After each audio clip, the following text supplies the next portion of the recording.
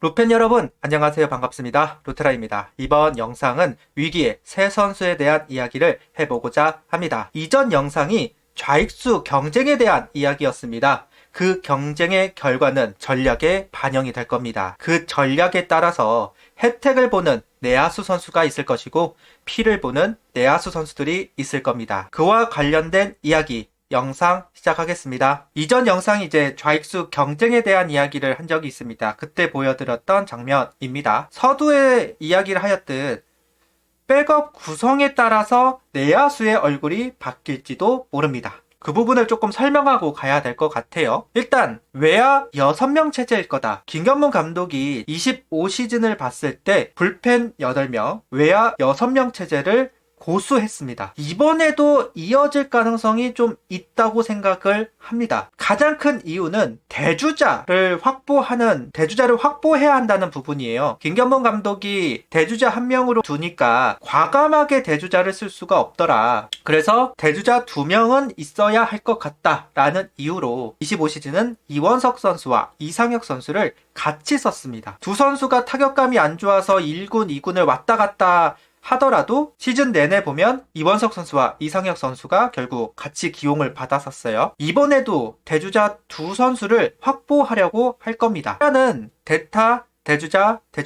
그러니까 25시즌 기준으로 봤을 때 최인호, 이원석, 이상혁 이렇게 보시면 됩니다. 이안 같은 경우는 대타, 대주자 이렇게 갈 수도 있어요. 대주자를 외야 1명, 내야 1명 이렇게 두면 이제 대주자 2명을 확보하는 셈이 되는 거잖아요. 그렇게 봤을 때 대타 대주자를 할 수도 있습니다. 아무래도 25시즌 내야 대타로서 준비했던 안치홍 선수가 키움으로 가면서 내야의 대타 요원을 두지 않아도 되는 상황이기 때문에 여러 가지 선택지가 좀 있는 것은 사실입니다. 그렇게 봤을 때 1안을 선택했을 때 내야 쪽으로 본다면 내야 백업을 1명 더 두어야 되는 거고 2안으로 봤을 때는 대주자가 1명이니까 내야에 대주자 할 선수를 찾아야 합니다.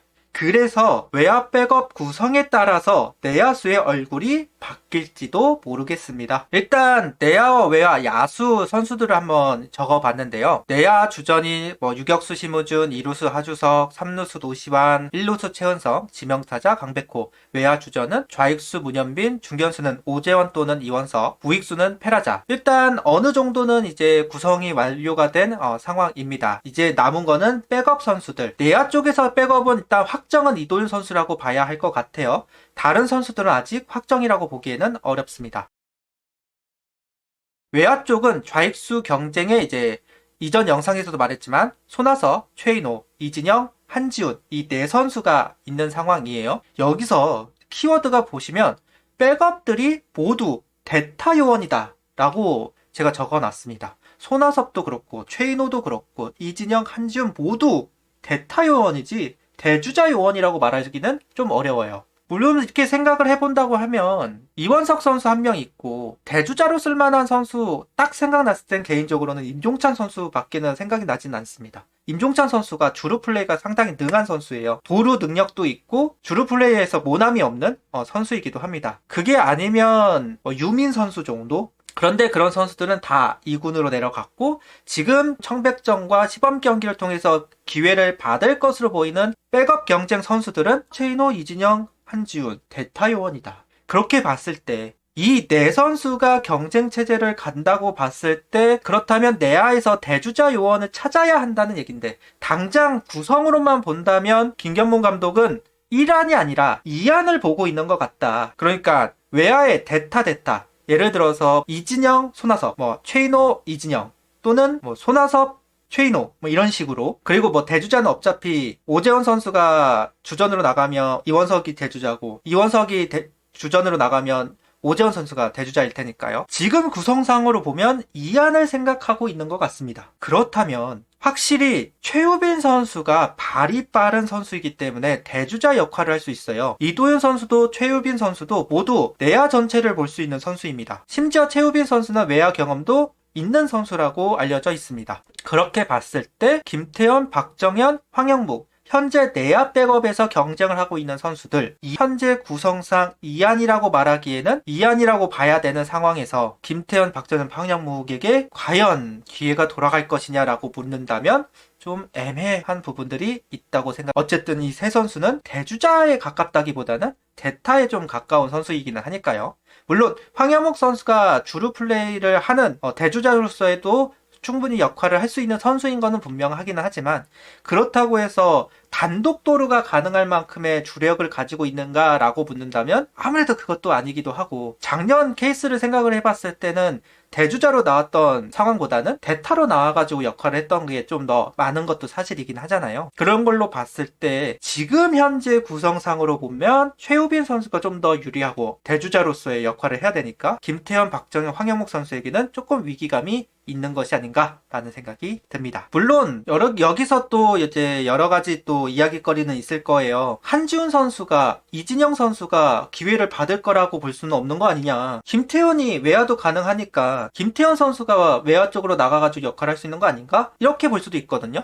김태현 선수는 좌익수도 되고 우익수도 되고 1루, 3루 다 되는 좀 엉성하긴 해도 2루로 나가가지고 한 이닝 정도는 더 소화할 수 있는 수비력을 가지고 있기는 합니다. 웬만하면 이루스로 쓰면 안 되기는 하지만 어쨌든 외야와 내야를 모두 소화할 수 있는 선수이기 때문에 그럴 거라, 거기다가 이제 대타 능력도 분명히 있는 선수이고, 그렇게 보면 오히려 한지훈보다 이진영보다 더 유리한 거 아니냐? 라고 말할 수도 있어요. 물론 노시안 선수가 없어서 이겠지만 스프링 캠프와 청백전에서는 주로 3루수로 출전을 했습니다. 외야로 나가지 않았어요. 그러니까 아무래도 이제 내야 쪽에서 좀 더 많은 기회를 받을 것으로 보여지는 상황입니다. 경험을 좀 더 생각을 해야 되고, 물론 개막 로스터 같은 경우에는 이제 야수들이 좀 더 많이 합류를 하니까 같이 시작할 수는 있기는 하겠지만, 그 과정 속에서 김태현 선수가 좀 더 많은 걸 보여줘야만 좀 더 다른 생각을 좀 할 수 있는 상황이 되겠죠. 그나마 좀 김태현 선수는 비집고 들어갈 틈이 있기는 한데, 어찌됐던 김경문 감독이 한지훈 선수를 좀 더 키우고자 한다, 그런 모습들이 좀 많이 보이는 것도 사실이긴 하잖아요. 그렇게 봤을 때 만약 한지훈 선수를 1군에서 좀 놔두고 싶다고 했을 때는 김태현 선수가 좀 더 피해를,